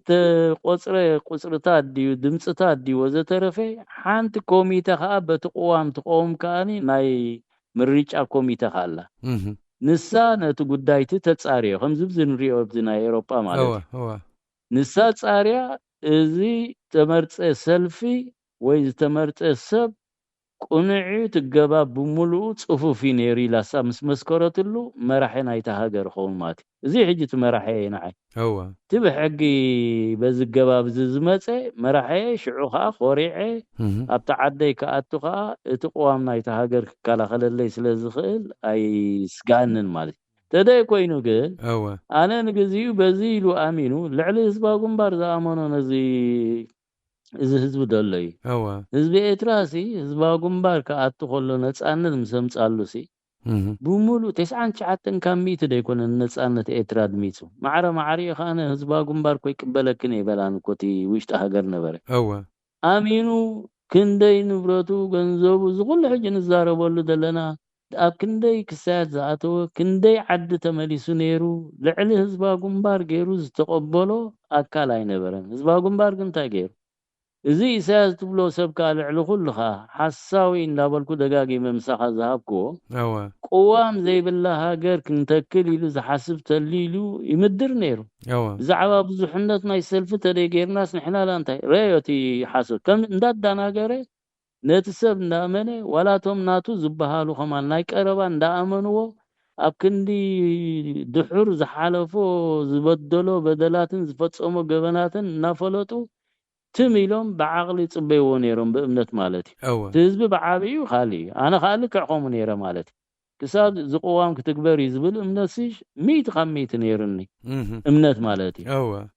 اذا خمس زعم سله امنتات تحديرو حزبي زطلمو حجي انتاي سله زخونه مصيو كقبلو يبلون يدبل دلخان عيد دغعتا قستا يزدلا كنت غزي ود سب كصفع يبلون كومو سله زخونه خياله زارنا عيد ارحا يكونه نبملو تزبي اب كمزي امنت تمركيسو خقالس كخلالو اب كمزي امنت تمركيسو تداي قالس عليخا نزخونه زمصه تغريو طرح ز سرعه زي يطفال ليمبر تاقدشن زبل اتحساسبا ناطف خيديو تتحساسبات ناطف انت خيدو خا تزبن حيل خيديو ህዝብን ተሓይሉ ኻዘም ክንዛረበለን ጽናሕና ውድባት ይኹና ወላ ዝኾነ ኣብልዕሊ ህዝቢ ሸሸይ ክብል ዕድል ኣይክረክብን እዩ ሓይሊ ህዝቢ ትዝበርተዐ እዚያ ክትፍጠር ኣለዋ ኢለ ኻእቲ ኩሉ ዓንቶ ይኹን ኣቐዲመ ቅድሚ ሕጂ እውን ዝገልጾ ንኩሉ ኣካብ ዝኾነ ዝብል ናይ ሓያልን ዘይሓያልን ከይንፈጥር ናይ ጸላኢን ተጸላኢን ዘሎ ኣብ ጎነ ዝወቱ ገባባት ከይንፈጥር ንምደልና እቲ ህዝቢ ባዕሉ نسنيت نفقر زدفع حزب خنفتر كخئل مأنتي لإذا دقاقي مد قلت أدر لكم مالتي إذاعة إرينا صوت مستقل لإريتريا أبدأ نسي رادي إرنا نازلنا كبرات تختاتلت مدب لما عنتي عدوم قاشانا أيانا ممهرنا قديم تقال الله إبرهانا قبرز قابهر براش كاب كتما شتوتكار جرماني زولو حتى تاتكم نمملاس كم منال بعد كم توستاقون حبريتها أبز مدب زخصاتفو مستوديو مالت مزهلوكم بمقد تليفوننا بارو 4 7 1 6 1 3 5 4 1 6 1 4 دويلكم كساتفو تخوليكم رادي ارنا مقدي حصير معبل ويكا شورت ويف 15 متر بانديا تركب ابت موبايلكم موبايل اب ستور اتيكم ناي رادي ارنا موبايل اب داونلود تغبروا ولا بولخو هوم بيج لنا erna.org مقدي ساتلايت نايل سات فريكوينس 11.7 ميجا هرتز بولاريزيشن فيرتيكال سيمبل ريت 11.5 نركب معلتاو مدباتنا راديو إرنا خا اب يوتيوب لتفلكم الله اتيكم اقول لايك شير كومنت سبسكرايب مكبر دحر حراي تبولو براشينو ما لي زي ولا حتتات يزولو بزي اي دونت ثينك ذا اكل غزي زهلونا كل خبلو اسكي قال خلت سلسته زنبرا بحنساب كتقللن كفتني حنت خابن انتهى تبل نيرا دقاقيمكا حجون ولا عنتوي وانتو لتصنحكا خا دقاقيمكاسي ጸላይና ብግቡእ ክንፈልጦ ኣለና ኢኻ ትብል እዚኣ ከመይ ማለትካ ንኣብነት ሕጅስ ናብ ጸላይና ዝኸዱ ዘለዉ ኢዶም ዝህቡ ዘለዉ እዚኦም ሲ ብወገንካ ብዙሕ ግምት ይሃብካሎም ስለምንታይ እያ ትብል ነይራ ከምኡ እውን እዚ ኣቃላልሳና እዚኣ 2-3 ግዜ እዚ ዓይነት ሕቶ ሓቲቶም ካለው ከምዚ እንድሕር ቀፂሉሲ ሃገርና ነበረ ክትከይድ እያ ክትከውን እያ ዝብል ከምኡ እውን እዚን ጽሒፈይኒ ነይሮሞ እቲ ግዜ ከዓ ስለ ዝጎየና በኻልእ ኣይኮንኩን ካልእ ከምዚ ኩሉ ሻፕ ኣብዚ መፂኻ ክዛረብ ከለኻ ትምህርቲ ክትበና ከለኻ ብራሽኖ ኩሉ ሳብቲ ሽግር ፀባ መከራ ገለመለ ኢና ንገልጽ እሞ መፍትሒኡ ከንታይ እዩ እዚአን በዚ ኣስከሎም ማዓንቲ ንዛዝማ በዘን ሰለስተ ጽቡቅ ወናታን ኦኬ ታ ጸላይና ወተቀዳሚቲ ጸላይና እወ بقول نفوت صلاة غاد نحردي فليتنا ولا حانت خنعوتها السوق ايتي صقمنا يزحلف غعزونا يتقاومو دنبنا صلاينا بقول باي فلتنا صلاينا زي كساب كندي رقيقن حال مخانو تحالنتو اب كفاءات مالتي نخفاءات بجباب غيرو تقومولي عنتو بالنيرن مثالي نابزخ متصخلو قوام زي بالله هاجر تنقبر مالت سويلكايو ብዙሕነት ናይ ሰልፊ ደይብሉ ኸታሲቲ ሰብ ዝደልዮ እቲ ትምነዮ እና ገበረ ብውሽጡ ግን ካል ስርሑ እንዳሰርሐ ዝኸይድ አካሊ ቀሊል ትካል አይኮነን ሕጅብ ገሊዩ ኣብ ገሊ ሰምዖ ክሳብ ደይ ሓሚሙ እንተ ነፍሱስ ወዲ እንዲዩ ሕጅብ ገይሩስ ተጠፍ ስለ ዝኾነሲ ወላ ሓንቲ ሕጂ ከምዚ ክስታይ ንግበር ከምዚ ቀዲምና ታሃገር ከአባዶሽ ከይርከብ ንግዚ ዝቋጻጸራሲ ንተኣኻኸብ እንዳበሉ ዝተኣኻኸቡለው ከምኡን ኣብቲ ሕቶውን ኣብ ገሊው እቲ ክስታይ ዝቀረበ ሪአዮ እዚ ብሓውና ኣብ መንግስቲ ስደት ድብል ፈጢሮሞ ደለው ንሱን ጽቡቕ ደይኮነን ገለ ሕጂ ዝኹሉ ድመጽእ እቲ ሓሳብ ኣይኮነ ሕጂ መንግስቲ ብስደት ሲ የድልየና እንፈረቓን መዓስ ኢኻ ትገብሮ ግን ናይ ግዜ ሕቶውን ክትመርጽ ክትክእል ኣለካ እዛ አንተ ቀዲመ ዝተቕሶን ነበርኩ ዝሰፍሐ ህዝቢ ኣሚኑ ኣብቲ ነዚ ስርዓት እዚ ንሓዋሩ ኾነጥፎ ኣለና ዝብለሉ ሰዓት መንግስቲ ናይ ደገ ቂምካ ሽዕበት ህዝቢ ከተቆሞ ደለኻ ህዝቢ ዋናው ትገብሮ ደለኻ ንዑ ከይገበርካ መንግስቲ ደገ የድልየና ኣሎ ትዝድለ ጥራሕ ባህርርታ ክጽበነት ህዝብ ምግባር ዘይ ቅበለካ አካል ውን ከመሪሕነት እስኻ መራሐይ ክትኮን ኣይትኻንቶ ብል ነይረ መራሐይሲ እስኻ ክትኮን ኣይትኽልና ዝብለካ ብብዝሕ አካል ውን ከም ደሎ ክትፈልጥ ከምቲ እስኻ ዘይትቅበሎም ነቶም ካልኦት ማለት እዩ ስለዚ እዚ ሕጂ ካበይ ድብገስ ደሎ እቲ ጸላይና ብግቡእ ዘይምርዱ እዩ ጥራሕ እዚ ዲክታተር እዩ እዚ ግደፍ ክጠፋ ኣሎ ጥራሕ ምባል ኣይኮን እቲ ኩሉ ዝሰርሖ ስራሓት ንሱ ምፍላጥ ማለት የትብሎ ደሎ ሕጂ ጸላይና ብግቡእ ክንፈልጦ ኣለና ጸላይና ኣብ ከመይ ደረጃታት እናውደቃ ዝሃገር እዚኣ ከይዳሎ እሱ ብመደብ ይሰርሕ ደሎ ኩሉ እቲ ዝሰርሖ ስራሕ ስወይሉ በሃንደበት ዝመጽእ ኣይኮነን ዕንወት ናይታ ሃገር ስወይሉ ይኮነን ዕንይዎ ትካል ከም ዘይብላ ክገብር ከሎ ስወይሉ ይኮነን ከም ገይርዎ ፋብሪካታት ከም ድላይ ኸጥፉ ከሎ ስወይሉ ይኮነን ገይርዎ ንዑኡ ጥፊኡ ሰራሕተኛ ዘይብሉ ቤት ትምህርታት ክድንሶ ከሎ ዝወታደራውን ገዛ ስብሰባ መንእሰይ ካብታ ንኡስ ዕድሚዩ መንጢሉ ክወስዶ ከሎ ከመይ ገይሩ ከምዚ ድንቁርን ንዘደንቆርካዮ ህዝቢ ኸኣኒ ከመይ ጌርካ ብቐሊሉ ክትገዝኦ ከም ትኽእል ኣሚኑ እዩ ዝኸይድ ከምኡ ኸይ ገይሩ ደሎ ደጋጊምና ኢልናይና ብዙሕ ዘረባ ደል ደቅኻ ጥፊኻ ደቀን ኣበይ ከም ደለው ዘይፈልጣ በሸሓት ዝቁፀረ ወለድ ኣለዋና መስለኒ ካሓታውነታ ሕቶ እንካሓታ ዘይክእላሉ ኣብ ከምዚ ህሞት ብከምዚ ዝገዛእካ ብከምዚ ገይሩ ሰሪዑካ ድኸይ ከይፈለጥካ ንዑ ስወይሉ ናይ ሓደ ውልቀ ሰብ ጌርካ ጥራሕ ክትወስዶ ከለኻ ጌጋይ እሱ ጥርኑፍ እዩ ሙእኩል እዩ ኣሰራርሑ ከምዚ ናህና ፍኑ ኣይኮነን ኣብ ኩሉ ዓለም ደሎኻ እቲ ሕማ ግናይ ዝኾነ ስርዓት ኩሉ ግዜ ውድብ እዩ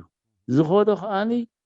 ናይ ብሓቂ ብዝተጸንዐን ብሓጺር እዋን ከዓ ኩሉ ትመልእኽቲ ከም ትበጽሕ እንዳገበረን ከም ዝስራሕ ይትገብር እወ ትድሰፍሐ ህዝቢ ግን ትዝቃወም ማለት ዘይቅበሎ ጥርኑፍ ኣይኮነን ከምዚ ናህና ካብኡ ናብኡ እቶም ውድባት ትበሃል እቶም ኣካላት እዚኦም ንቃወም ኣልና ንበሃል ሕድሕዳዊ ዝምድና እውን እኮ የብልና ብሓደ ስራሕና ትኽእል ጥራሕ ብኣፍና እዚ ዲክታተር እዚ ክንብል ተደይኩ እሳ ተራኽበና እምበር ኣብቲ ክንከዶ ዝግባአና ጉዕዞ እኮ ተራኺብና ይንኸይድና ስለዚ ነዚ ክንፈልጥ ኣለና ንምባል እየ ማለት እቲ ጸላኢና ካብዚ ተመርኪስና እንተደኣ ኸይድና ስልጣን ንኽትሕዝ እውን ዘጓየየካ ምኽንያት የለን ምኽንያቱ ህዝቢ ቅድሚ ኩሉ እፍጡፍ ክብለሉ ከም ዘለዎ ስርዓት ክትገብር ኢኻ ክትቃለስ በርከ ህዝቢ ተዘይተሲኡ ወላ ሓንቲ ትገብሮ ነገር የለን ኣብታ ሃገር ስጋዕ ክንደይ ከመይ ገይሩ ሒዝዎ ከም ዘሎ ንገዛእ ርእሱ ስጋዕ እዚ ሓሚሙ ብቐሊሉ ክመውት ይገለ ምባል ዘይኮነ ክንደይ ስለላዊ ስራሓት ይሰርሕ ኣብ ኣፍ ደገ ገዛ እንታይ ኣቐሚጡሎ እዚ ኩሉ ኣሎኑ ኢልና ንየተሉ ወይ ንፈልጦም ሰባት ዓበይቲ መራሕቲ ድዮም ገለ እንታይ ሃለዋቶም እንታይ ህይወቶም ነዚ መጽናዕቲ ዘድልየካ እዩ እንታይ ገይሩ ይጥቀመሉ ዘሎ ስለዚ ነዚ ንምባል ጸላኢና ንምፍላጡ ኣገዳሲ ከምኡ እንተገበርና ዝያዳ ጽቡቅ ኮይኑ ስማዓኒ ማለት እዩ ካልእቲ ሃገር ነበርያ ነበረ ክትከውን ያ እንድሕር ከምዚ ንኸዶ ዘለና ንቕፅሎ ኮይንና ድበልክዎ እሱ ልክ ብኣሞ ክገልጾ ከለኹ ምሳሌ ዝባጉምባር ኣብቲ መወዳእታ ዝተፃወቶ ተራ ገሊፀ ነይረ ጅምትጋሙ ይድለን ኣብኡ ከዓ ከምቲ ሸሪፎት በለኒ ኸይዳ ነይረ ሃገር ኢልን ሕጂ ከዓ ልክዕ ከምኡ ኣላ ኢለ የብኣሞ ገሊፀያ ነይረ ሕጂ ልክዕ ከዓ ሓቀየኻ ሕጂ እንታይ እቲ ሃገር ነበርያ ሃገር ኣይኮነትን ካብኡ ክትገዕዝ ወይ ከዓ ገለ ነገር ክትከውን ማለት ኣይኮነን ህዝቢ ግን እቲ ህዝቢ እንድሕር እቲ ዝተሓተ ደረጅኡ ዲቕዎ ነቲ ኣብቲ ዝተሓተ ህይወቱ እንተደኣ ከም ዝነብር ገይርዎ ነና ህዝቢ ካ ከተመሓደር እሱ እቲ ህዝቢ ኮይ ነቲ ሃገር ዝሰርሓ እቲ ህዝቢ እዩ ነቲ ዓቕሚ እቲ ሃገር ዘዕብዮ መንእሰይ ተማሂሩ ትምህርቱ ኣማዕቢሉ ንነብሱ ጥራሕ ዘይኮነ ቀዳምነት ነቲ ሃገር ክኸውን ዝግብኦ ነዚ ግን ኣብ ወተሃደራዊ ሕግታት ካብ ወለዱ ነፂሉ ልዕሊ ኩሉ ፍቅሪ ናይ ወላደ ከም ዝጠፍእ እናገበረ ዝኸይድ ዘሎ ስርዓት ከምዚ ኢላ እንተቐፂላ ኢለ ሕጂ ኣብ ዝሓለፈ ክገልፃ ከለኹ ሕጂ ንሰምዖ ደቂ 13 ዓመት እዮም ንስደት ዘምርሑ ዘለዉ እዞም 4,000-5,000 ዘኽፍልዎም ዘለዉ ማለት እቶም ንዕኦም ደስጉርዎም ከዓኒ ከምኣቶም ልክዕ ደቂ 13-14 ዓመት እዮም ገንዘብ ክፈሉ ከመይ ለኣምሰላ ሞባይል ሒዞም እዮም ዝጓዓዙ ኢሎም ንሳቶም ሕጂ እዚ እንዳገበረ ዝኸይድ ከምዚ እናኾነት ትኸይድ ዘላ ሃገር ድሕሪ እንታይ ዓይነት ሃገር እያ ክትከውን መንእሰይ ዘይብላ ዘይተማሃረ ህይወት እንድሕር ሊዋ ህዝቢ ከዓ ልዕሊ ኩሉ እንዳተዳኸኸ ተዳኣ ኸይዱ ነበርያ ነበረ ክትከውን እያ ዝበልኳ ነዚያ ብኣሞ ሰምዕ ነይረ ሕጂ ብዚ ቴሌቪዥን ኣብዚ ናይ ሬድዮና ኸማን ሬድዮ ሽቱትጋርት ድምፂኦሞ ነይሩ ሓንትስ ካብ ኣውስትራልያ ድያ ዋላ ካብ ገለ መፅያ ተን ዝኸዳ ወይቶም ኣብኡ ዝኸዱስ ነተን ድርካበን ድራእይወን ፋብሪካ ነይረን ገሊኦም ተጋደልቲ ትፈልጥዎ እንዳዕለሉንስ ቅድሚ 30 ዓመት ዳርጋ ዓንየን ዝነበረ ንዐን ኣሪኦም መሲ መዓት ትካል እዚ ዘይበሃል ማዕቢሉ ዘሎ ዝሃገር ብላ ነይረ ያ ካብ ዓዳሲ እታ ዓዳ ዝነበረት ዓድታት ብሙሉአን ሕጂሲ ፈሪሰን እየን ከምዚ ዝበልክዎ ብመደብካ እዩ ትገብሮ ከፀብቃ ክብላ ሕጂሲ ተዓድና ከምዚ ዘይነበረት ከመይ ኮይና ፀኒሓትኒ ኢላ ትዛረብ ነይራ ማለት እዩ እዚ ሕጂ ከምኡ ክትብል ንኸምኡ ብኸምኡ እንዳበሰለት ክትከይድ ኮላ እንዳደንቆርካ ነቲ ትሪኦ ቅድሜኻ እውን ነቲ ሓውኻ እውን ሓውኻ ትጋግየሉ ሰዓታት ኢኻ ትበፅሕ እዚ ከዓ ግደፍካ ብመደብ እዩ ዝሰርሖ ሕጂ ከምዚ እንዳኾነት ተኸይዳታ ዓድና ተሃገርና ህዝብና ካብ ከምዚ ደረጃ እንድሕር ወዲቑ እንታይ ንኸውን ኣለና ማለት እዩ ተሃገር ዝኾነ መፂኡ ከም ድላዩ ክትፃወተላ ዋላ ከም ድላዩ ክገብራ ዋላ ሓንቲ ኣይክዕንክፆን እዩ ስለዚ እዞም ቃውም ንብል ዘለና እውን ዝዓንትዎ ድምፆን ነበርኩ ነዚ ክንሓስብ ነዚ ክንፈልጦ ክንክእል ኣለና ስጋዕ ክንደይ ዓብይ ዕማም ከም ዘለና ተሃገር እውን ተደኣ ውሒስና እያ በዚ ዓንትዎ ዝጠቕሶን ነበርኩ ኩልና ህዝቢ ተኣኪብና ኢደኢድካ ኢልና እንተደኣ ኣብቲ ንደልዮ ደረጃ እውን ኣብፅሕናያ ድሕሪኡ ዘለና ዕዮ ገዛ ግን ክንመሃረሉ ክንክእል ኣለና ከቢድ ዝኾነ ኣሎ ዝበሃል ዓቕሚ ሰብና ዋፊርና እውን ኣብቲ ንቡር ክንመልሰሉ ንኽእል ኣፀጋሚ ዝኾነሉ ደረጃ እያ በፂሓ ዘላ ዝሃገር اب ساعات زي دبل دلخ حج انفاكت بخلت عامتنا احنا بصحفكم قريبنا نيرنا حج مخات قصيلا خمسيا حج تاخذكون يا اخيلوا مالتي ስለዚህ እዚቲ ኾሙ ዝበልኮ ማለት እዩ ካብዚ ሕጂ ነዚ ምስተውዓል ኣብ ክንድ ብትውድብ ጥራሕ ዛዕባ ፖለቲካ ወይ ክስቶ ከምዚ ኢሉ ወይ ክስቶ ከምዚ ጌጋታት ናይ ዝተገብረ ኣኪብና ክስታይ ንገብር ሞራል ነቲ ህዝቢ ዝቦ ዝኾነ ንዑ ኩሎ ዝኽእል ኣካል ከም ዘይብሉ ናቱ ከምሆነ ሓላፍነቱ እንዳማሃርና ተኸይና ብጣዕሚ ጽቡቕ እዩ ንገዛርሱት ሜዲያታት ሲ ዝላዓለ ደረጁ በጽሑ ኸብቅዕ እቲ ዝኸይድ ዘሎ ኣው እቲ ሜዲያታት ግን ኩልና ንካታተሎ ስለ ዘለና ብጣዕሚ ሃስያ ነቲ ስርዓት ዝሕግዝ ኣገባቢ ዝኸይድ ዘሎ ስለዚ ካብዚ ክንቁጠባልና ማለት ካልእቲ ዝበልካቲ መፍትሒ ኣነ ወናብቲ ጽሑፍ ሪኤ ነይረ እቲ መፍትሒ ጠፊእና ዘሎ እምበርቲ ኩሉ ትብሎ ዝበሃል ሲን ኩልና ንብሎ ንፈልጦ ድበሎ ሓቂ እዩ ኩልና ኣነ ታ መፍትሒ ደምፃ ዘለኹ ዝገልጸን ዘለኹ كلنا بحوار تقاومين دقافن دبهارلو وقيدلنا كل تقند وانا نايت قداي حزب مخانو امنا حزبي هم مخانا امنا نحنا هم حزب تلعلنا حساب زي تسانا صقم كفتري له دغاغي بمتصالو ስለዚህ ተመፍትሒት ህዝባዊ መንቀሳቀስ በዝላ على درجه هم زعب مغباريا دن ولوتيكا ودبات دغاغي منغيره نيرناينا وصيت تزنوبرو او محلنا دحر منغد يكابا انا طرعي كونكون حج خات ودبال غيسه تطو زبلكو ب10 ذات شحات አለው እንደ ሊቃውንት እንደ አቅም ዘሎም አቱ ودبات ወጽም ኮፍ ድበሉ በፍላይ አባላት ተጋድሎ ሐርነት ኢትራዝ ነበሩ ካብታ ዝተበደሉ ዋሳብታ መወዳታን ሱዳን ዛአቱላ ዝነበሩ በሙሉኦም ደገም ስወጹ ولا لا تمهارون دا سرحون حانت سكد تخونون كاب قال سعريفو ما يفلطن يم نيرو كيعرفوا صاب هيوتهم زحلف صاب زعابي زارغو يوم كيدمو تخونتات ግን እትካይዳ ናይት ውድባት ግን ናይት ዝነበርዎ ይኹን ካለ ስለዚህ ማሞም ጥራሕም ገዲፎም ተጠው ኢሎም አከምዚ በጻብዕ ዝቁጸር ደረጃታት በጽሕን ደለዋ ማለት ስለዚህ ንሶሙን ደቆም ጃ ጎቢዞም ሲ ወለዶም ዓዶም ዘይራአይሉ إحنا بولو زنورو ولاد ونا لهم كلهم دوم ولاد ونا بزي قال حوس ويكال انت اب صدرانا زبدلن من انت تهاجري لهم وصيم كوكعو عدوم صدروم دير ايلوم كو نحيزوم زياده الصوم كند مرحتنا يتي تقاومو دم بخوني يزقبوم دير نخومو زعدم سلازي اكبابا كاتحازا سلازي نبرنا كن بمولو يدغرو اكيب لوماتي برانا براش طرح يكون وي غلي يكون تزبزح بمولو مسعاقمو مس كل خصايو اكاب زخونه تاكاب دبلاد الله حجخا تا مفتحيت زاد بلاد الله ابزباوي درجه خنوت صحوخن كلالنا حزبي كاب حدن كلتن تصباي كيكونه بعل وانو مخانو امينو خيد كنغسغس علنا تزب خاخ تسخلالو زيان تدغيرنا تن كلن دغاغمن صنحقو نبريا نبر እንደሆነን ከይድና አይና ናራና ልክ خمس وحج እንዳስሐቃ ይወስደካ ድብሉኻ እንዳስ ሐቅና ንሕና ኸዋን ንጠልቅ ከም ዘለና እዚ አንተ ተስተውዒና አላ በጣም ጽብቅት ያድብል እምነት ይደለንሞ يغني اللي يوناتان